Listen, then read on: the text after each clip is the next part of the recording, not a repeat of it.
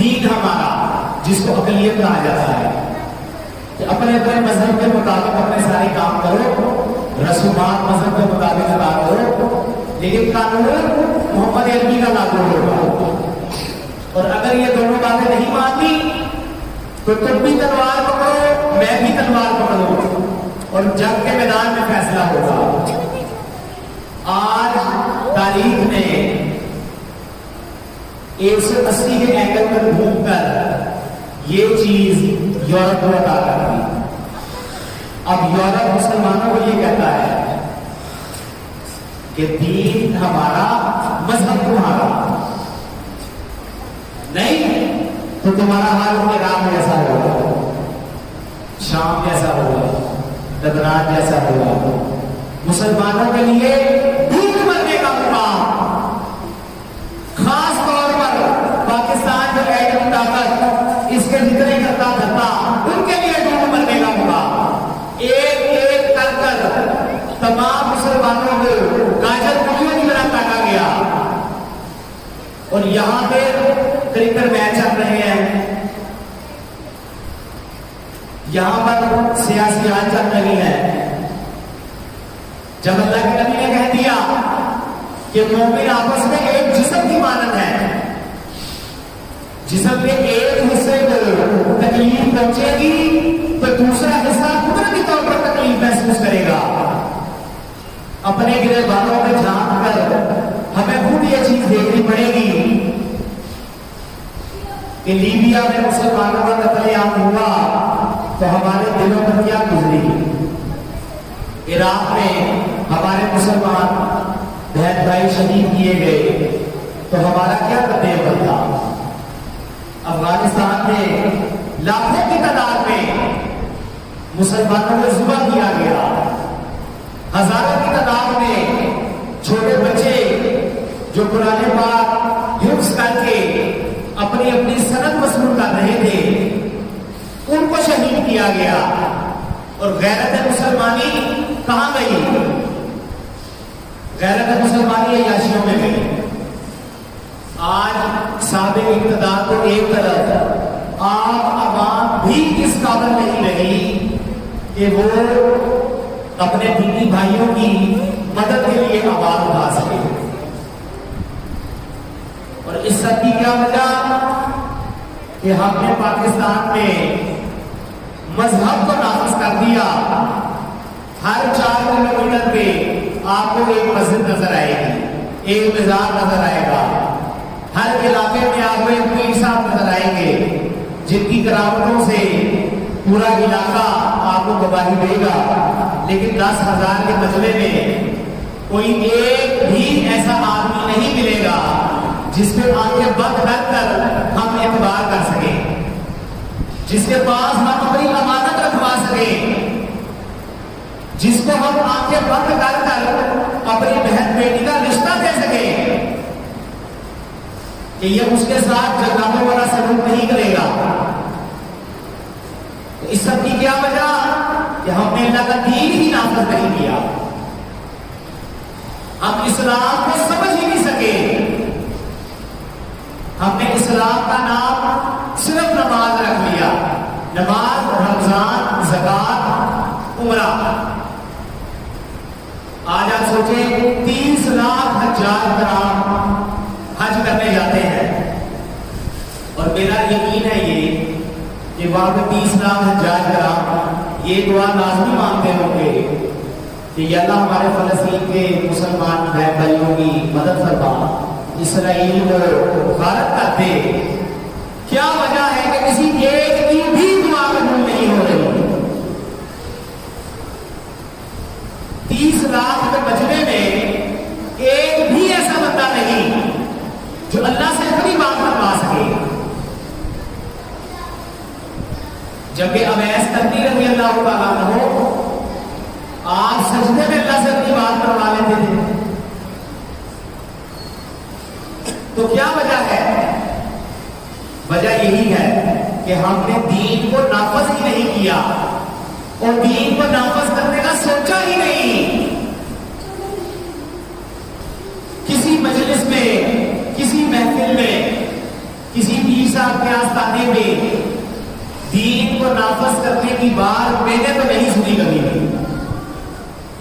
اور پیروں کا تو آج کل ویسے ہی اللہ ماشاءاللہ آئے ہو تو لے کے آئے ہو, جاؤ گے تو دے کے جاؤ گے. ایک چیز یاد رکھیں, جو بندہ آپ پر حکمرانی کرنا چاہتا ہے وہ آپ کو کبھی بھی علم حاصل کرنے نہیں دے گا, وہ آپ کو ہمیشہ جاہل رکھے گا تاکہ آپ اس سے سوال نہ پوچھ سکیں, اندھی تکلیف کریں, بغیر سوچے سمجھے اس کی ہر بات مانیں. پیروں کی مثال داتا صاحب رحمۃ اللہ علیہ پیر ہے, جن کا نام آج تک زندہ ہے. ہمیں اپنے اپنے گریبانوں میں خود دیکھنا پڑے گا کہ ہم کس غلط سمت میں جا رہے ہیں. یقین کریں, اگر ہم نے اپنے بچوں کو مذہب اور دین کا فرق نہ سمجھایا تو وہ وقت دور نہیں کہ عذاب الہی ہماری قوم پر نازل ہو جائے گا. قرآن مجید میں کہیں نہیں لکھا کہ اللہ نے اس قوم کو نماز چھوڑنے کی وجہ سے عذاب دے دیا, روزہ نہ رکھنے کی وجہ سے اللہ نے ان پر آسمان سے گولے برسائے, حج عمرہ نہ کرنے پر اللہ نے پانی کا طوفان دے دیا. آپ کیا پڑھیں گے؟ کم تولنے پر اللہ نے عذاب دیا, ذخیرہ توڑی کرنے پر پوری کی پوری بستی بنیا میٹ کر دی, معاشرے میں بگاڑ پیدا کرنے پر اللہ نے ہر طرح کا عذاب نازل کیا. اور ہم نے اپنا سارا معاشرہ ہی گروہ کے حوالے کر دیا. ہمارے سماجی معاملات, ہمارے دنیاوی معاملات, اخلاقی معاملات اسلام سے ایسے دور ہیں جیسے گدھے کے سر سے سینگ دور ہے. جب اللہ نے قرآن میں فرما دیا کہ ایک دوسرے کے ساتھ نرمی سے بات کرو, آپ مجھے بتائیں, ماشاءاللہ یہاں جتنے لوگ بیٹھے ہیں کافی سارے لوگ شادی شدہ ہوں گے, آپ مجھے بتائیں کہ آج خاوند کا بیوی کے ساتھ اور بیوی کا خاوند کے ساتھ رویہ کیا ہے؟ دونوں ایک دوسرے کو کاٹنے کو پڑتے ہیں. باپ کا بچوں کے ساتھ اور بچوں کا باپ کے ساتھ کیا رویہ ہے؟ ایک عام غریب مسلمان کے ساتھ ایک گاڑی والے کا کیا رویہ ہے؟ کیا کوئی ایسی سند موجود ہے کہ ایک بندہ 2 کروڑ کی گاڑی میں آ رہا ہے اور وہ ایک مزدور بندے کو بدتمیزی کرے اس کے ساتھ؟ یہ کسی قرآن کسی حدیث میں کہیں نہیں لکھا. مومن کا سب سے پہلا جو فرض ہے ایک دوسرے کے اوپر احسان کرنا. ہم لوگ اسلام کی تعلیمات کو پسے پشت ڈال کر سارے کا سارا ملبہ یہودیوں اور عیسائیوں پر پھینک دیتے ہیں. جب اللہ نے قرآن میں فرما دیا کہ یہود و نصارہ تمہارے دوست نہیں ہو سکتے تو اس پہ کوئی بحث نہیں ہو سکتی. ہمارے آپس کے تعلقات, آپس کے کاروبار کا لین دین, ایک دوسرے کا احساس کرنا, ایک دوسرے کے ساتھ تعاون کرنا, ایک دوسرے کی مدد کرنا, یہ سب ہم نے خود ٹھیک کرنا ہے. اس سب کی ذمہ داری ہماری اپنی ہے. سچ ہم نے خود بولنا ہے, ملاوٹ ہم نے خود ختم کرنی ہے. آپ یہاں سے باہر نکلیں, مجھے خالص دودھ لا کر دکھا دیں. آپ مسلمانوں کے ملک میں خالص دودھ نہیں ملے گا تو یہ لعنت میں یہودیوں کو بیچوں کہ کس کو بیچوں؟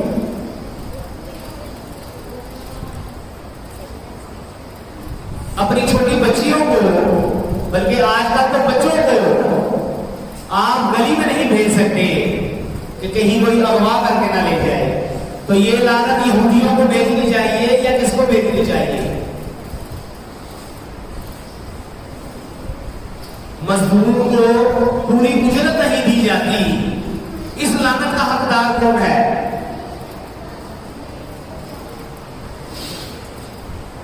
ایسا نہیں ہے کہ اللہ کے نیک بندے کی دنیا میں موجود نہیں ہے، اللہ نے ایک بیلنس رکھا ہے۔ ہمیں چاہیے کہ ہم لوگ اپنے ایمان کی دولت کو زیادہ سے زیادہ اکٹھا کریں، ایمان کے درجات میں ترقی کریں، اور ایمان کے درجات چلے کاٹنے سے نہیں ملتے، ایمان کے درجات بڑھتے ہیں سچ بولنے سے، نماز پڑھنے سے، قرآن پڑھنے سے، ایک دوسرے کا احساس کرنے سے، اگر کسی سے کوئی غلطی ہو تو صلح رحمی کرنے سے۔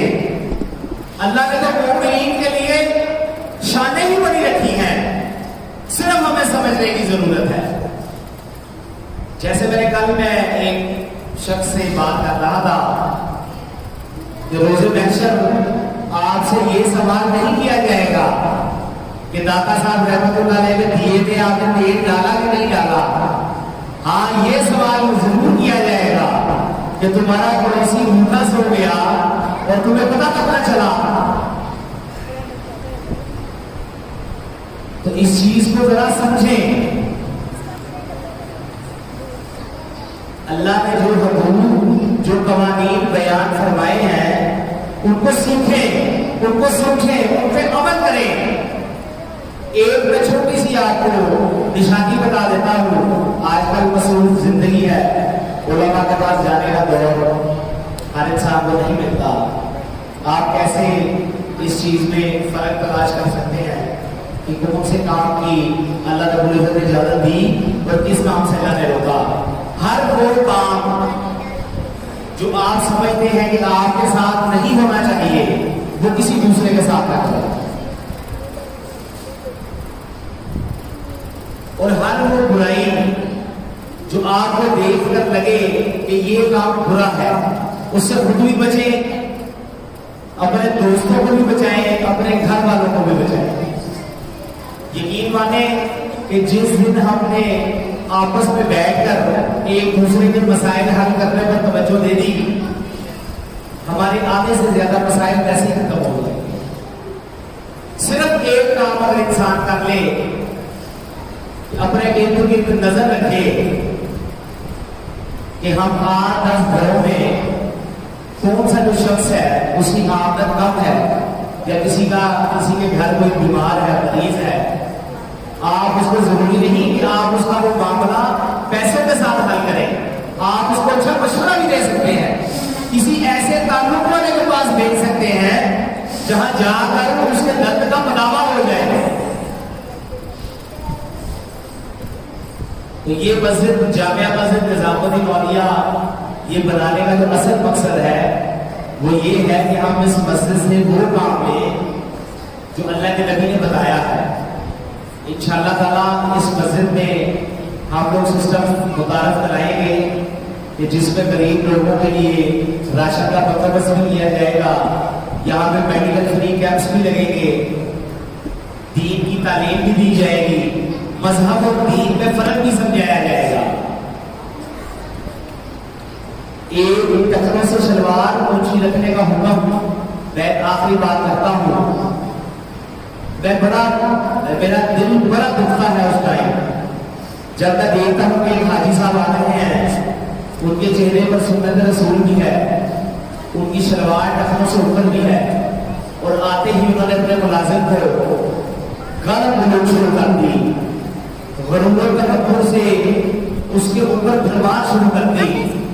آپ جانتے ہیں کہ شلوار ٹخنوں سے اوپر رکھنے کا حکم کس وجہ سے ہے؟ شلوار ٹخن سے اوپر رکھنے کا حکم کس وجہ سے ہے کہ انسان میں غرور اور تکبر پیدا نہ ہو۔ تو اگر شلوار ٹخن سے اوپر کر کے بھی آپ اپنے آپ کو دوسرے مومن سے افضل سمجھ رہے ہیں تو پھر میں نہیں سمجھتا کہ آپ اپنے سے نچلے والے شخص سے پہلے جنت میں جائیں گے۔ اس اسلام کے ہر قانون کے پیچھے کوئی نہ کوئی حکمت ہے. ہر قانون کے پیچھے اللہ رب العزت نے حکمت چھپا کے رکھی ہے.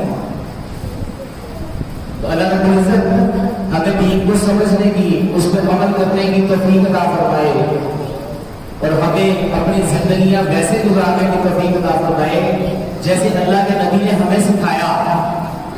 ہمیں اپنے باقی رشتوں میں پیار، محبت، اخلاص، صلح رحمی کرنے کی توفیق عطا فرمائے. مرد کو کوئی حق نہیں پہنچتا کہ وہ ایک چھوٹی سی غلطی پر اپنی بیوی کو گالیاں گلوچ کرے یا اس کے ماں باپ کو گالیاں نکالے. یہ سب ہمارے معاشرے میں ہو رہا ہے.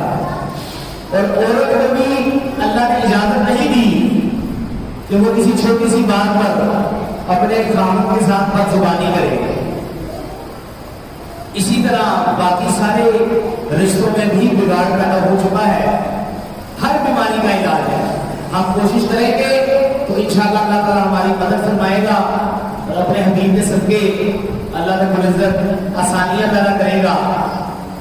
اور مجھے امید ہے کہ آنے والے دن پچھلے دنوں سے بہتر ہوں گے، کیونکہ مومن کو ایمان اس چیز پر رکھنا چاہیے ان مع العسر یسرا، کہ ہر مشکل کے ساتھ آسانی ہے. تو مومن کا کام نہیں پریشانیوں سے گھبرانا، چاہے بنیادی معاملات ہوں یا دینی معاملات. تو اللہ سے دعا کرتے رہیں، ایمان تعالیٰ کرتے رہیں. اللہ ہم سب کا حامی ناصر ہو. واخر دعوانا الحمدللہ رب العالمین.